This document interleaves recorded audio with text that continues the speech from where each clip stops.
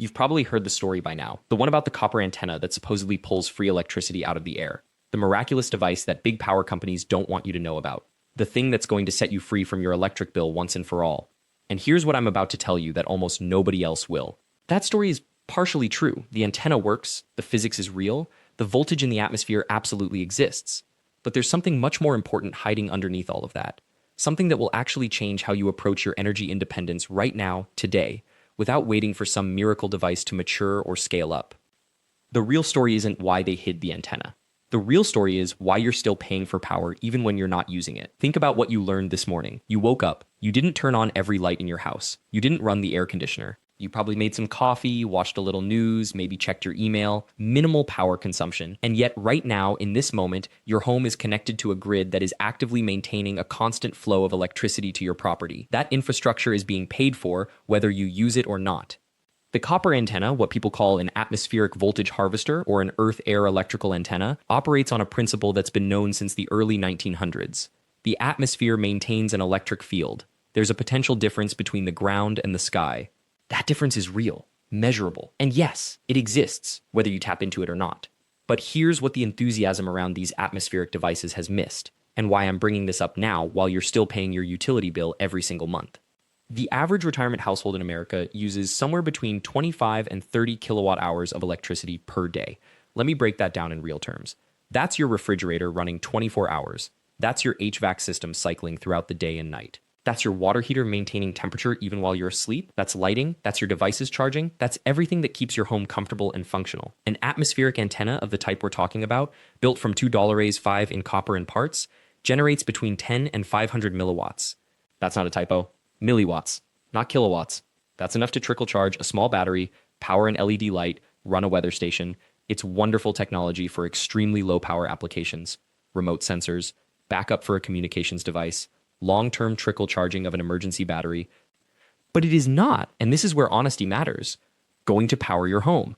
Not today, not next year, not until something fundamental shifts in how this technology scales. And that's a conversation for researchers and engineers, not for people trying to cut their electric bills right now.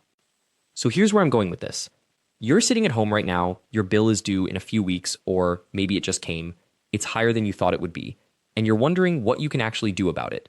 Not someday, not when technology matures, not when you have $15,000 to spend on a solar system. Right now, the atmospheric antenna is real. The voltage is real. The physics is verified by more than a century of scientific observation, but it's being presented to you, marketed to you, as the answer to the wrong question. Everyone's asking, how do I get free electricity from the air? The better question, the one that will actually save you money this month, is how do I stop paying for electricity I'm not using? That's where most people go wrong with these atmospheric devices. They're treating them as if they're a replacement for something, a replacement for solar, a replacement for the grid, a replacement for the entire cost of running your household.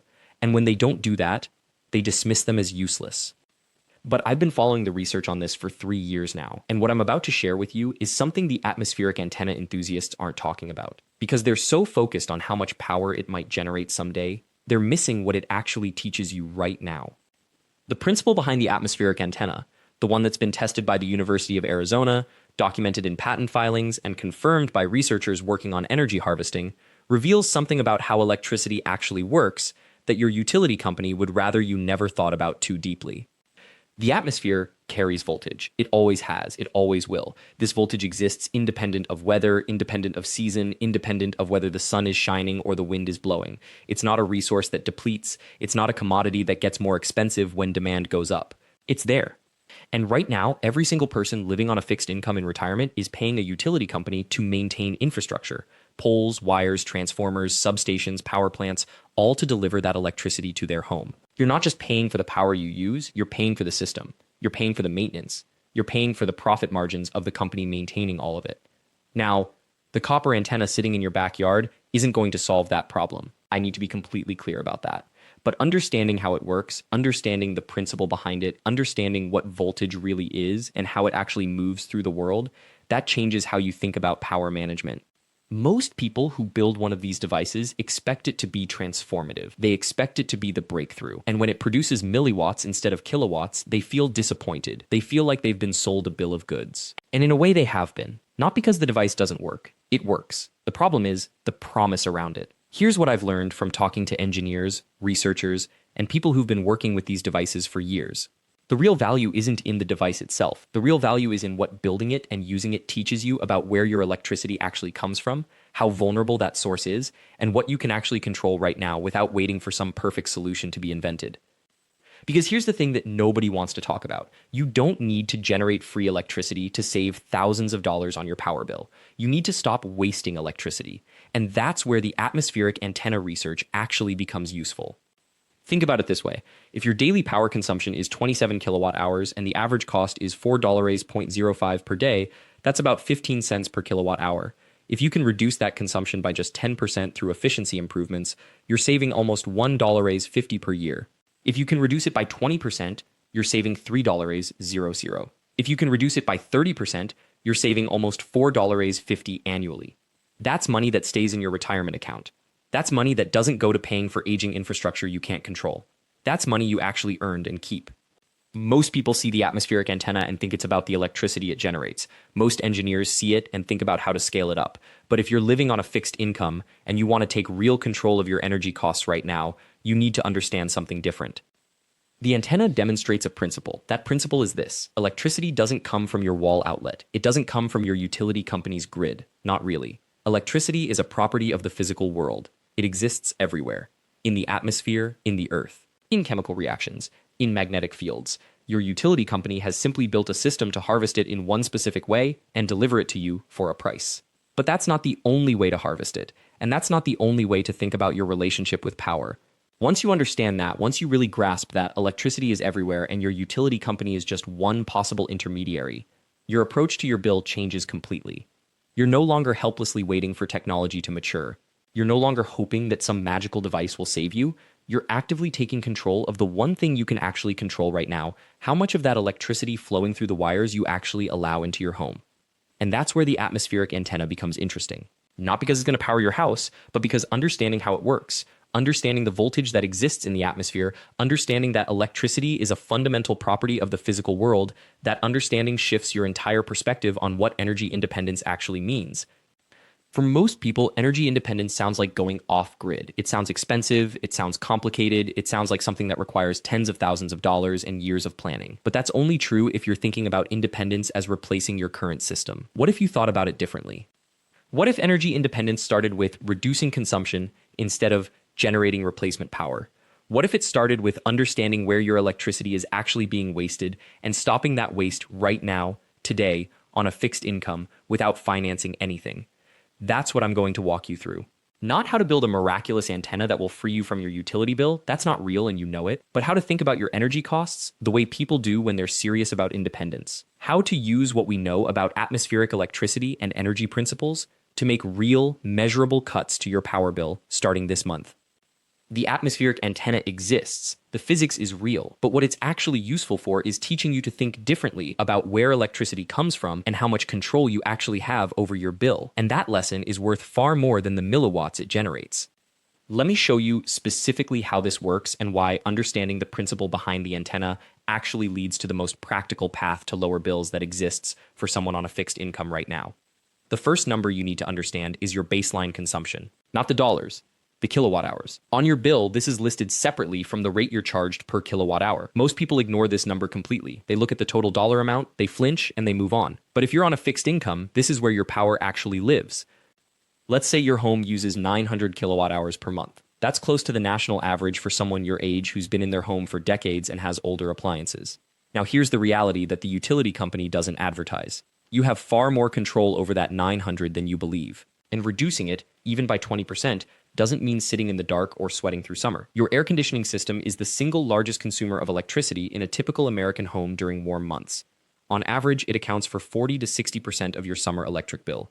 But here's what the utility company doesn't want you to know. You don't need to run it the same way a 30-year-old family with young children does. Your usage pattern is completely different. During peak demand hours, typically 2 p.m. to 6 p.m. in most of the country, your utility company charges higher rates.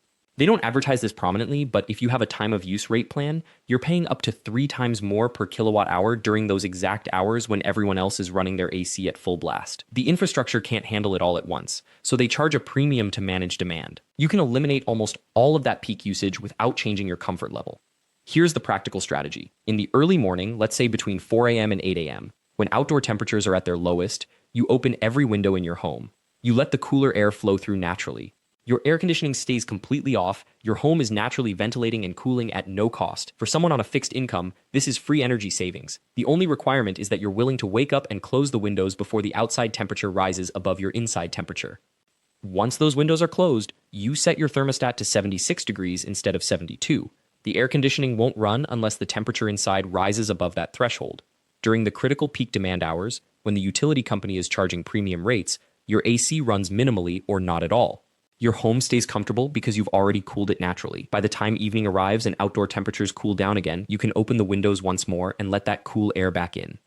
The result? For many people on a fixed income, this single change reduces summer electricity usage by 25 to 35%. That's not a small adjustment. That's significant money staying in your account instead of flowing to the utility company. If you're currently paying $150 a month for air conditioning in summer, this could reduce that to $97 or $100. That's $50 a month. That's $600 a year. On a fixed income, that's real money. But this is just one room in the house. The second major consumer of electricity in a home like yours is water heating. Most people have either a traditional 40 or 50-gallon electric water heater that maintains that entire tank at 120 degrees 24 hours a day, 365 days a year. Even when no one is using hot water, even at 2 a.m., even when you're away on vacation. Your water heater is using roughly 300 to 400 kilowatt hours per month just to maintain that tank temperature. That's typically 15 to 20% of your entire monthly electric bill. For someone on a fixed income, this is the second largest opportunity to reduce your consumption without any loss of comfort or convenience. The solution is deceptively simple. Install a timer on your water heater. This is something you can do yourself. No electrician required, and the timer costs between $20 and $40. You program it to heat water only during specific windows when you actually use hot water. For most retired couples, that's early morning for showers, early evening for dinner cleanup, and maybe late evening for a bath. Outside those windows, the heating element is completely off. Your hot water tank stays hot because of insulation, not because the heater is running constantly. Installing a timer typically reduces your water heating electricity consumption by 40 to 50%.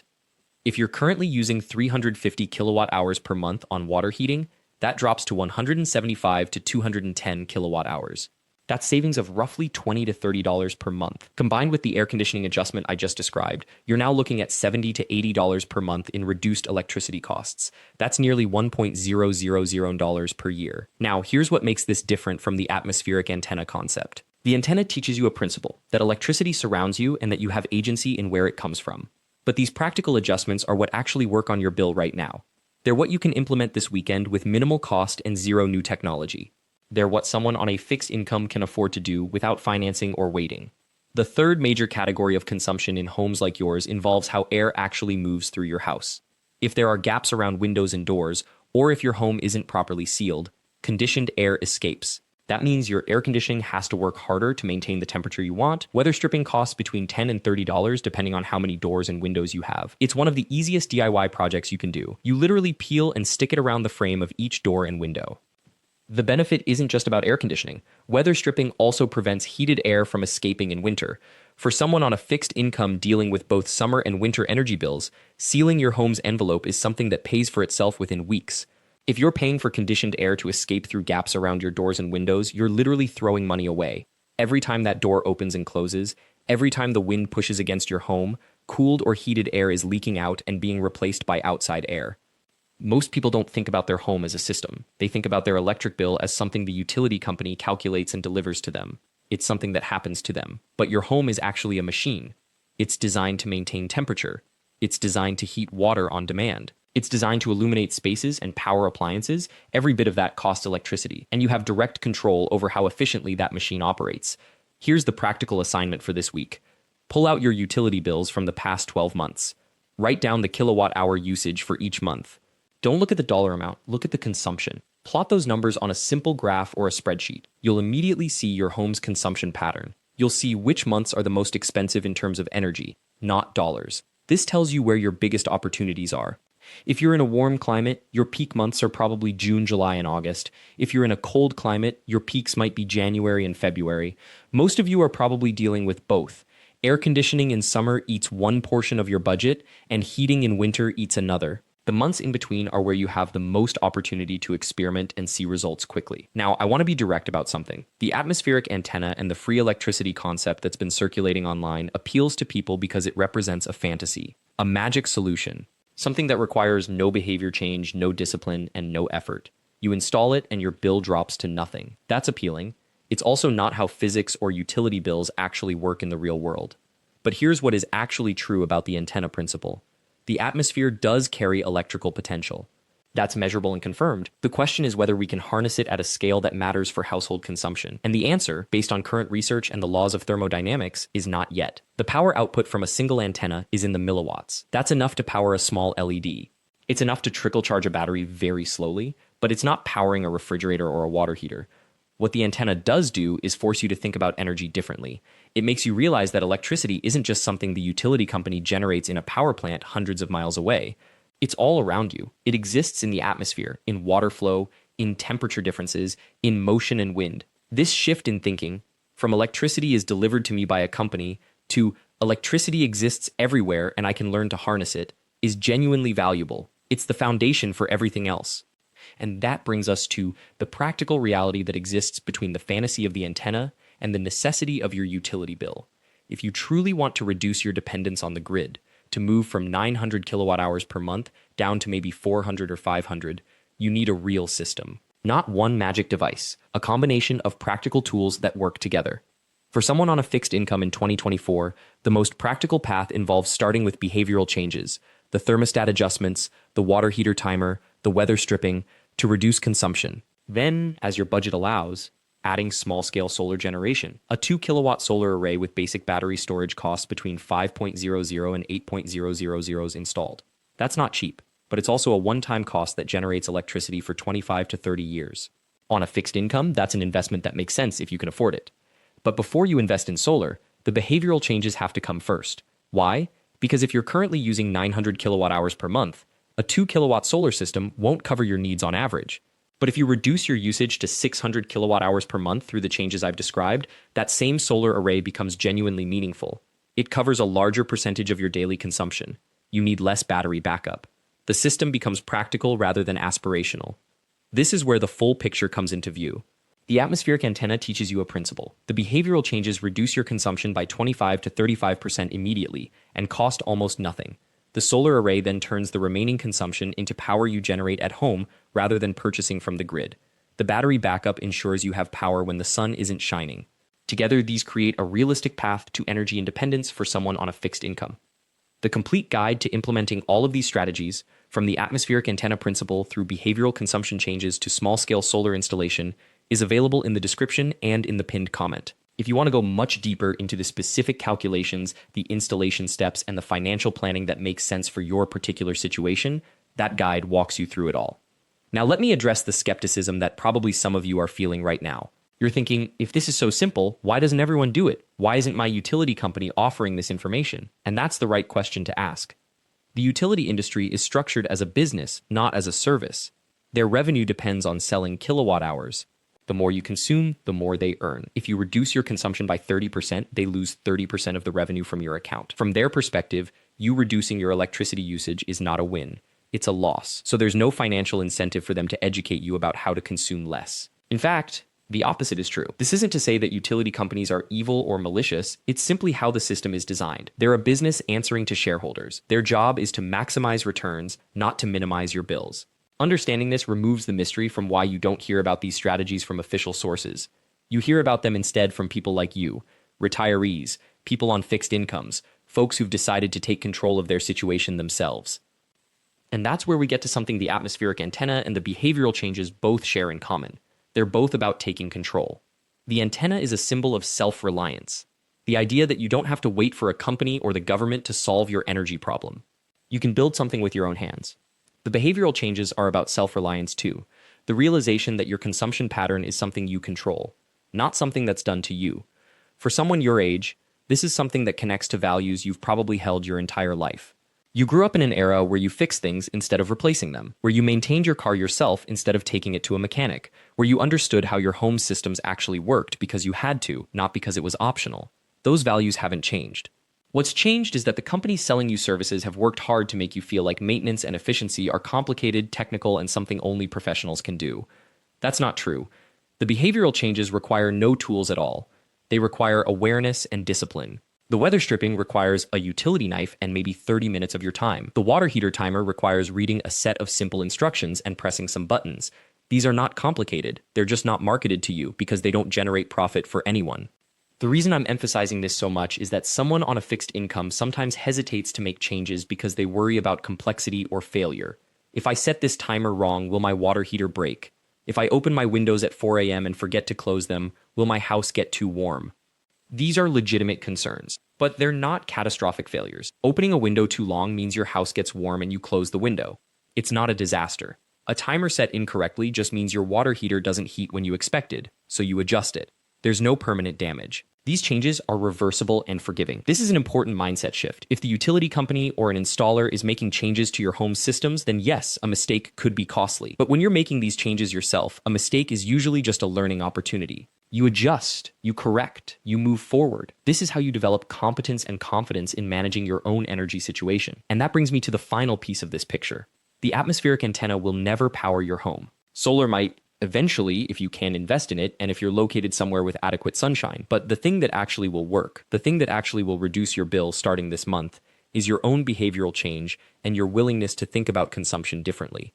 Think about it this way. You've already done the hard part. You've raised families, you've built careers, you've learned how to make every dollar stretch further than most people thought possible. That same discipline, that same resourcefulness, it applies directly to energy management. When you stop thinking of electricity as something that just flows from the wall and start thinking of it as a resource you actively manage, something shifts. The atmospheric antenna teaches you something valuable, even if the power it generates is measured in milliwatts. It teaches you that energy exists all around you. It teaches you that the utility company's narrative, that you have no choice but to pay whatever they ask, is a story, not a fact. Once you understand that, once you've built something with your own hands that actually draws power from the air, you start asking different questions about everything else in your home. What does it cost to shade your air conditioning unit with a piece of plywood and some paint to reflect heat? $3? What does it save you every month? $15 to $30, depending on how hot your region gets. That's not theoretical, that's immediate. That's this month. What does it cost to weather strip every window and door in a moderate-sized home? $40 for professional-grade material. What does it save? $40 to $70 a month in winter, depending on your heating method and your climate zone. Again, not someday, this month. These aren't revolutionary ideas. Your grandparents knew them. But somewhere along the way, the comfort of cheap electricity and the convenience of air conditioning made us forget that we used to manage our thermal comfort actively, not passively. We opened windows at night to let cool air flow through. We closed them during the day to trap that coolness. We hung heavy curtains in summer to block direct sun. We understood our homes as systems we could tinker with and improve. The atmospheric antenna is your permission slip to think that way again. Even if it only generates enough power to charge a small battery or run a low-powered LED light, it's proof, your proof, built with your hands, that the grid is not your only option. And that realization opens the door to everything else. So let me give you the complete checklist for this weekend's build, because I want you to actually do this. Not just watch and think about it, actually do it. You'll need 6 feet of half-inch copper pipe. Home Depot or Lowe's has it. Cost, $8. You'll need 1 diode. A 1N4007 works perfectly. Cost, 50 cents. You'll need a length of solid copper wire, preferably 12 gauge or thinner. Cost, $2. You'll need a ground stake or a section of rebar to drive into the earth. Cost, $3. You'll need electrical tape, a connector block, and basic wire. Cost, $5 for the lot. That's $18 total in materials. Add $5 for miscellaneous hardware, and you're at $23. Add the cost of a cheap multimeter to verify you're getting a reading, another $12 at a discount store, and you're still under $40 total to build this device and measure its output yourself. Now, I should be clear about what you're going to experience when you build this. On most days, you'll see millivolt readings. You might see 10 millivolts, maybe 30, depending on humidity, atmospheric pressure, and weather conditions. On clear, dry days, when you're getting good separation between ground potential and atmospheric potential, you might push into the 100 millivolt range. That's not a lot of power, but here's what matters. It's real, it's measurable, and it's coming from something you built for less than the cost of 2 trips to McDonald's. What you're really building is a teaching device.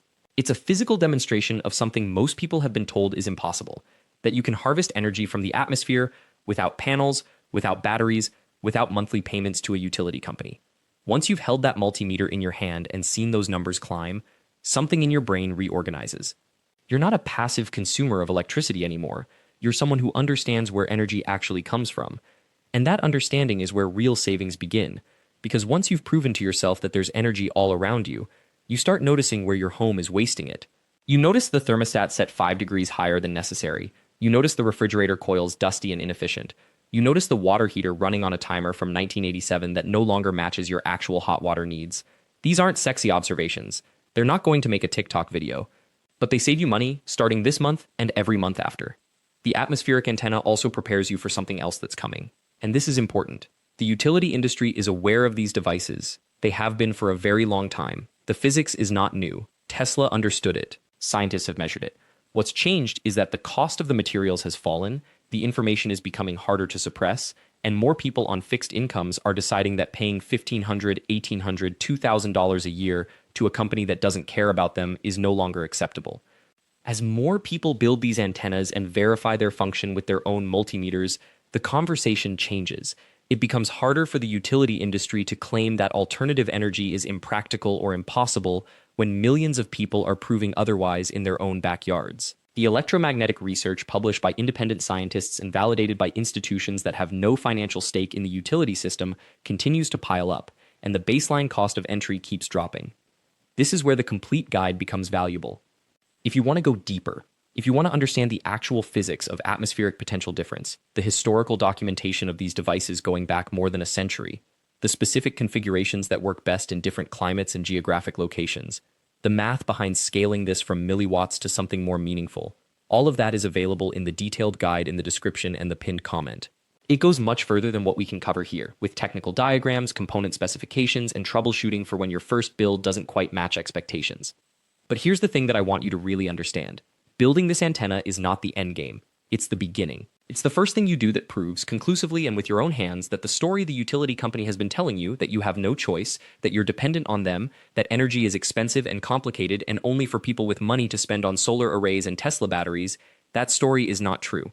Once you've built the antenna and used it for a few weeks, you'll start thinking about what comes next. Maybe you'll add a hand crank generator for emergency backup.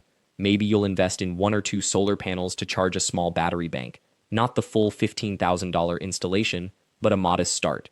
Maybe you'll focus entirely on efficiency improvements and just keep more money in your pocket every month. The point is that you'll be making those decisions from a position of knowledge and power, not fear and dependence. Your retirement shouldn't be spent worrying about utility bills. You didn't work your whole life just to hand over $1,000 or $2,000 a year to a power company that invests nothing in understanding what you actually need.